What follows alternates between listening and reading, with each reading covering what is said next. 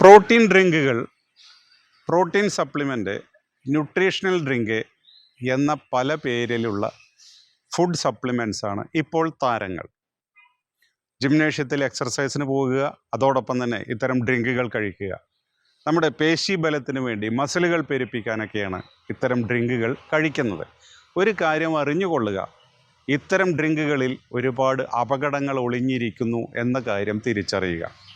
2024 ഇന്ത്യയിലെ 36 പോപ്പുലർ ബ്രാൻഡുകളുടെ food supplements പരിശോധിച്ചതിൽ 70% ഗുണനിലവാരം കുറഞ്ഞതും വേണ്ടത്ര അളവിൽ പ്രോട്ടീൻ ഇല്ലാത്തതും എന്നാൽ ദോഷകരമായ വസ്തുക്കൾ ഉണ്ടായിരുന്നതുമാണ് എന്ന് കണ്ടെത്തുകയുണ്ടായി.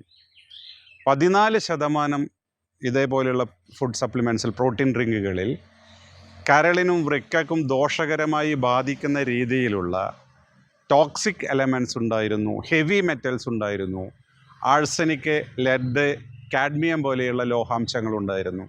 അതേപോലെ തന്നെ സസ്യജന്യമായ വിഷപദാർത്ഥങ്ങൾ ഉണ്ടായിരുന്നു എന്നും കണ്ടെത്തുകയുണ്ടായി. ഇതിനുശേഷമാണ് Indian council of medical research body ബിൽഡിങ്ങിന് വേണ്ടി ഇത്തരം ഫുഡ് സപ്ലിമെൻറ്റ്സ് കഴിക്കുന്നതിനെതിരെ മുന്നറിയിപ്പ് നൽകിയത്. കൂടുതൽ അന്വേഷണങ്ങളിൽ നോയിഡയിൽ നിന്നും 3 പേരെ അറസ്റ്റ് ചെയ്തപ്പോഴാണ് ഈ ബിസിനസ്സിൻ്റെ വ്യാപ്തി മനസ്സിലായത്. ഇത് തികച്ചും ഓൺലൈനായി കൊമേഴ്സിലൂടെ മാത്രം നൽകുകയാണ്. ഒരു അംഗീകൃത ഫാർമസിസ്റ്റോ ഡീലറോ സ്റ്റോക്കിസ്റ്റോ ഒന്നും നൽകുന്നതല്ല. മാത്രവുമല്ല, ഇത് മാനദണ്ഡപ്രകാരം ഒന്നും നിർമ്മിച്ചവയുമായിരുന്നില്ല. സമാനമായ ഒരു പരിശോധന നമ്മുടെ കേരള ഡ്രഗ്സ് കൺട്രോളറും നടത്തി. കേരള സ്റ്റേറ്റ് ഡ്രഗ്സ് കൺട്രോളർ 50ഓളം കേരളത്തിലെ ജിമ്മുകളിൽ ഒരു മിന്നൽ പരിശോധന നടത്തി. അതിൻ്റെ പേര് ഓപ്പറേഷൻ സൗന്ദര്യ എന്നായിരുന്നു. ഇവിടെ നിന്ന് 1.5 ലക്ഷത്തോളം ഹെവി മെറ്റൽസും അതേപോലെ ആനബോളിക് സ്റ്റീറോയിഡ്സും അടങ്ങിയ മരുന്നുകൾ പിടിച്ചെടുത്തു. എന്താണ് ആനബോളിക് സ്റ്റീറോയിഡ്സ് എന്ന് പറഞ്ഞാൽ? പുരുഷ ഹോർമോണായ ടെസ്റ്റോസ്റ്റെറോണിൽ നിന്ന് ഡിറൈവ് ചെയ്യുന്നതും മസിൽ ശോഷണത്തിനും ഹോർമോൺ ഇംബാലൻസിനുമൊക്കെ മെഡിക്കൽ ഫീൽഡിൽ കൊടുക്കുന്ന ഒരു മരുന്നാണ് ഈ ആനബോളിക് സ്റ്റീറോയിഡ്.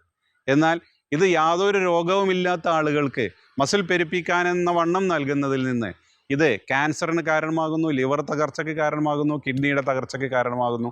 ലോങ് റണ്ണിൽ ഇത് ക്യാൻസറിന് പോലും കാരണമാകുന്നു എന്നാണ് പഠനങ്ങൾ പറഞ്ഞത്.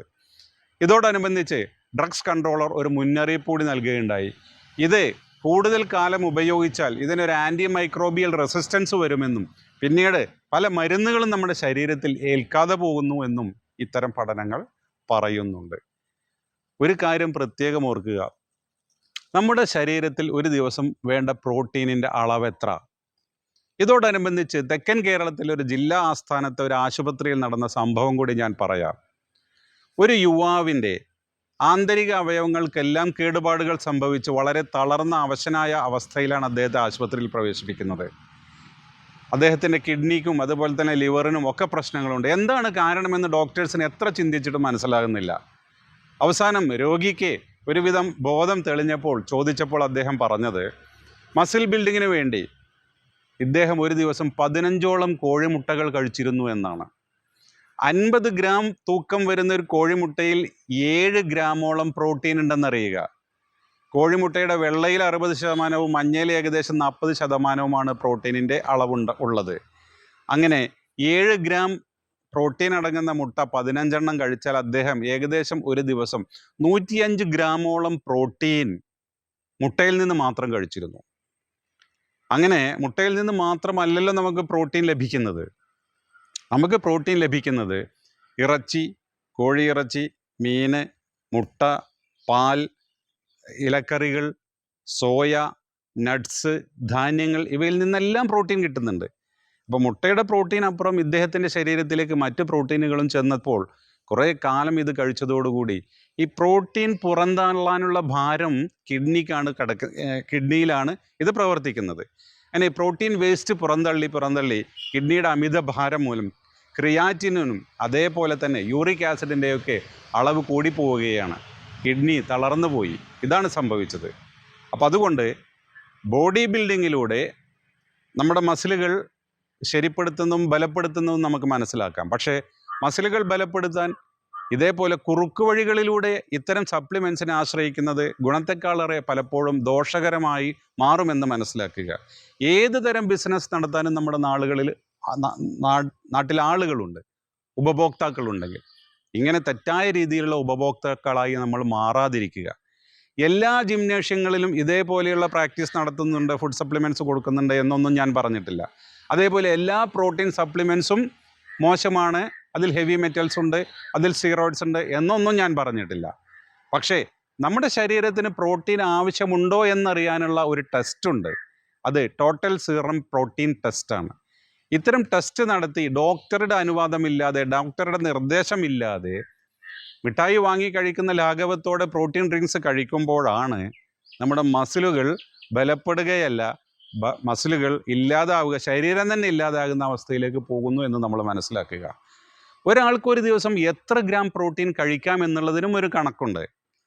ഒരാളുടെ ഭാരം, ആ ശരീരഭാരത്തിൻ്റെ 1 കിലോഗ്രാമിന് 0.8 ഗ്രാം വെച്ച്, അതായത് ഒരാളുടെ ശരീരഭാരം 70 കിലോ ആണെങ്കിൽ അയാൾക്ക് 56 ഗ്രാം കഴിക്കാം. ഇനി അത്ലറ്റാണ്, കായികാധ്വാനം നടത്തുന്ന ആളാണെങ്കിൽ ഒരാളുടെ ശരീരഭാരത്തിൻ്റെ 1 കിലോയ്ക്ക് 1.2 ഗ്രാം കഴിക്കാം.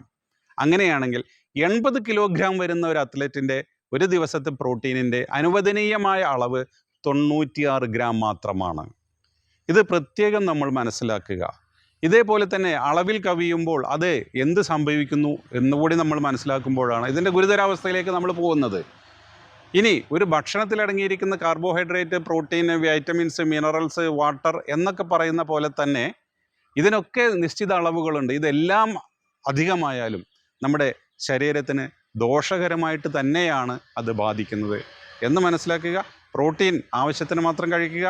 പ്രോട്ടീനിന് വേണ്ടി, ശരീര മസിൽ ബലപ്പെടുത്താൻ വേണ്ടി കുറുക്ക് വഴികളിലേക്ക് പോകാതിരിക്കുക. Okay, thank U.